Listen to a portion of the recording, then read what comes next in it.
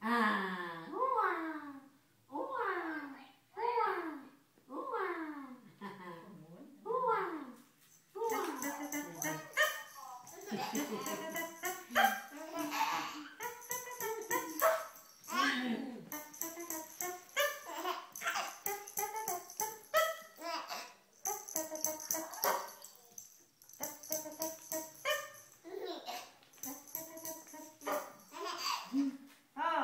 nó là mệt.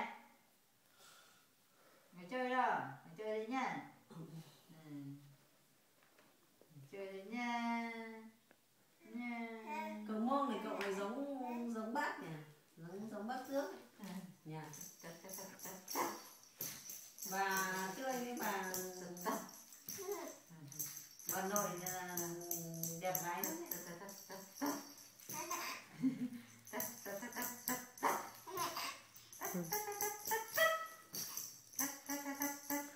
Bà ơi, cháu đang biết mẹ quay rồi. Thế tập trung ở đây rồi. Tê tử quá. Tê tử quá. Tê tử quá.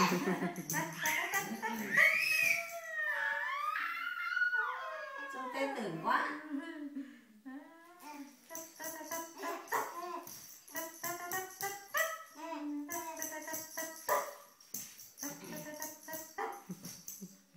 Trông tê tử quá.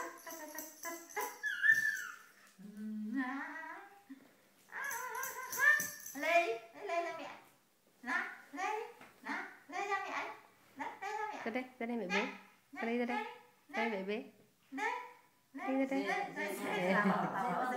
Con đi ra đây. Con đi mẹ bế. Lên lại mẹ.